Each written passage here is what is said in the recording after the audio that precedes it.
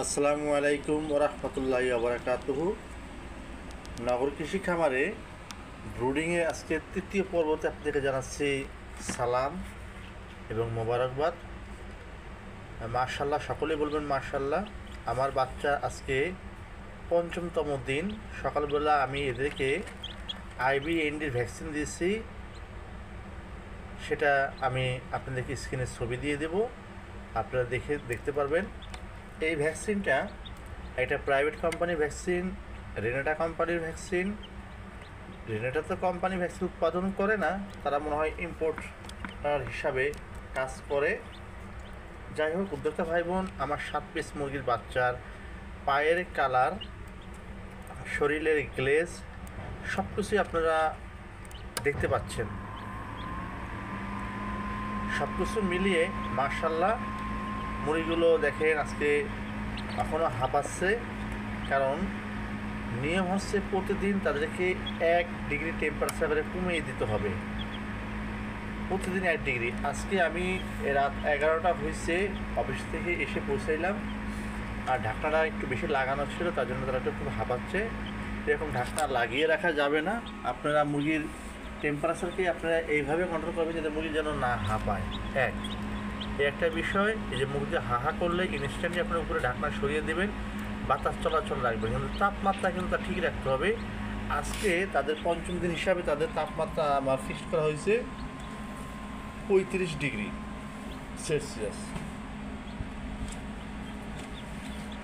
কালকে হয়ে যাবে 34, এরকম করে কমতে কমতে কমতে কমতে তারা আমাদের ডেইলি যে তাপমাত্রাটা বাহ্যিক সে তাপমাত্রা অ্যাডজাস্ট হয়ে যাবে 10 দিনের ভিতরেই। 10 দিনের ভিতরে তাদের 10 টেম্পারেচার করে দেবে, তো তারা আমাদের 21-22-এ চলে আসবে। আর উদ্যোক্তা ভাই বোন, পাহাড়ি মুরগি বাচ্চাগুলো যে কত প্রাণবন্ত, দেশে এবং পাহাড়িতে পার্থক্যগুলো দেখেন। আমি এই মুরগিগুলোর পাগুলো আপনাদের দেখাচ্ছি, সকলেই মাশাআল্লাহ বলবেন। এই যে পাগুলো, একটা মুরগি যে প্রাণবন্ত এবং মুরগি যে একটা বড় ব্রিডার বা বড় জাত, তার মেন প্রমাণগুলো দেখেন। আর আমাদের এখানে ভিতরে যেটা পায়খানা তারা করছে দেখেন, প্রতিটা পায়খানা সুন্দর সুস্থ পায়খানা আছে। এখন তারা বড় হয়ে গেছে, তাদের যে পায়খানা পানির ভিতরে থেকে সাফ করে দিতে হবে, এবং এই যে খাবার পাত্রে পায়খানা আছে। এই সময় কিছু টিপস মেনটেন করা লাগবে। সেই টিপসটা হচ্ছে এদেরকে স্বল্প পরিমাণে খাবার দিয়ে রাখতে হবে সবসময়। যতটুকু খাবার দেবেন যে খাবারটা তারা শেষ করে ফেলতে পারে। পরবর্তী বেলাতে তাদেরকে যাতে আবার খাবার দেবেন, তাহলে খাবারের পাত্রটা পরিষ্কার করতে সুবিধা হবে, খাবার আপনার নষ্ট হবে না। উদ্যোক্তা ভাই বোন, এই যে প্রতিবার যদি খাবারটা থেকে যদি ময়লা যদি সাফ করেন, মুরগির আমস্যা হয়ে যাবে।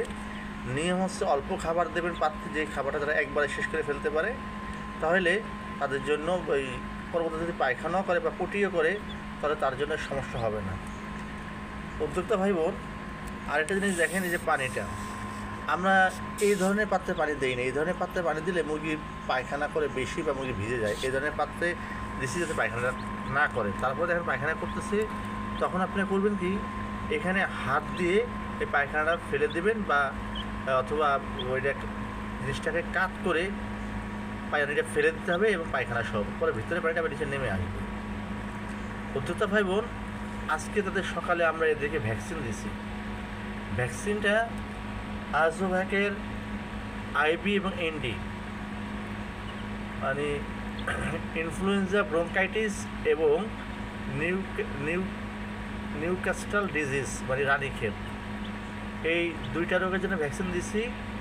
বর্তমান বাংলাদেশের খামারি পর্যায়ে মুরগিদের এই ব্রঙ্কাইটিসটা খুব মারাত্মক আকারে ধারণ করতেছে।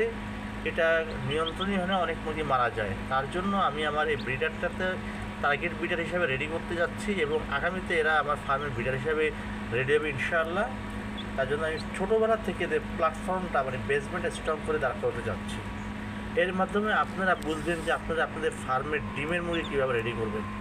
আপনার যে ফার্মের যে ব্রিডারটা, সে যত রেডি করলে হবে না, খুব ভালোভাবে দেখে রেডি করতে হবে। দেখার মুরগিটা খাবার খাচ্ছে মাশাআল্লাহ খুব সাবলীলভাবে, কোনো মুরগির সাথে কোনো মুরগি কামড়াকামড়ি নেই, তার খাবার খেয়ে পেট ভরবে এবং সে রেস্ট করবে, আবার সে ঘুমাবে। খুব ভালো একটা এনভায়রনমেন্টে তারা এনে প্লে করতেছে। যা উদ্যোক্তা ভাই বোন, আল্লাহ রহমতে ইনশাল্লাহ আমরা আগামীতে আপনাদেরকে এই মুরগিগুলোর প্রতিদিন ধারাবাহিক একটা ভিডিও আপনাদের মাঝে নিয়ে আসবো, যাতে আপনারা এর থেকে একটা বাস্তবিক একটা তথ্যপত্র সহ একটা ধারণা পেয়ে যান, যাতে আপনাদের যখন আপনার কাজ করবেন যাতে আপনাদের কোনো অসুবিধা না হয়। আমার এখানে মুরগিগুলো এখনও অধিকাংশ লাইজা আছে, অধিকাংশ পাহাড়ি আছে। লাইজার ভিতরে যে ওই লাল মুরগিটা লাইজা আস্তে আস্তে প্রতীয়মান হচ্ছে। লাইজা মুরগির বৈশিষ্ট্য হচ্ছে ওদের পাখটা বড় হয় না। আর যাদের এই যে পাখাটা বড় হয়ে যায়, দেখেন যে মুরগিটা পাখাটা বড় হয়ে গেছে, এই যে এই মুরগিটা, এটা লাইজা নয় বা লাইজা হইল ক্রস। এটাও লাইজা নয়, লাইজাগুলো পাকা হয় না। আর যেগুলো পাকা এখন উঠে নাই ওগুলো আশা করি লাইজা হতে পারে। তারপরে দেখা যাক উদ্যোক্তা ভাই বোন, এরা যদি লাইজা নাও হয় তারপরে এদের অ্যাক্টিভিটিস গড়ন এবং পায়ের যে কালার এবং পায়ের যে হেলথ, মার্শাল্লাহ, তাতে বোঝা যাচ্ছে মুরগিগুলো অনেক বড় বড় বিগ লাইন হবে। আশা করি ইনশাআল্লাহ আল্লাহ যদি রহমত করে এই মুরগিগুলোর ওজন যদি প্রাপ্তবয়স্ক হয় 2.5 থেকে 3 কেজি হবে, আর মোরগগুলো 4 কেজি যাবে। সেটাই আমার কাছে অনুমেয়, যেহেতু এদের মাথা মোটা, চোখগুলো বড় বড় এবং পায়ের আঙ্গুল পাগুলো মোটা, পায়ের স্ট্রাকচারটা খুবই সুন্দর এবং পরিলক্ষিত হচ্ছে।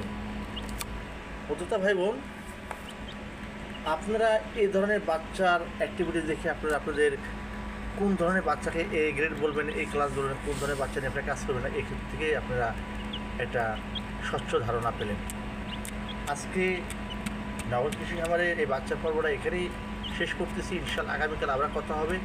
সকলে বেশি বেশি আমার এই চ্যানেলের প্রচারটা ছড়িয়ে দেবেন।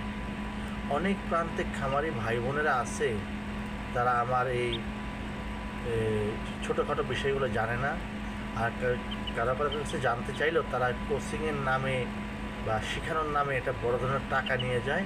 আসলে মুরগি পালন করার জন্য আহামরি রকেট সায়েন্স না, কিছু টিপস অ্যান্ড ট্রিক্স বা কোনো কিছু নিয়ম মাফিক কাজ করলে আল্লাহ রহমতে এই মুরগিগুলো পরিপূর্ণ সুস্থ হয় এবং ভালোভাবে কাজ করা যায়। আর গতদিন আমার ভাইয়েরা বলছিল যে ভাই আপনি মুরগিগুলোকে কী ভ্যাকসিন দিবেন আর মুরগিগুলো কোন জাতের, অনেক কমেন্টস আসছিলো। মুরগিগুলো হ্যাঁ পাহাড়ি বড় জাতের মুরগি, এখানে লাইজা থাকতেও পারে নাও পারে। ইনশাআল্লাহ আগামীতে আমি লাইজার ডিম বসাবো। আর আপনার এই বড় জাতের মুরগিগুলো সার্বিক ভিডিওগুলো দেখতে পাচ্ছেন, আর ভ্যাকসিনের ছবিটা আমি প্রথমেই স্ক্রিনে দিয়ে দিচ্ছি, আপনারা দেখে নিছেন।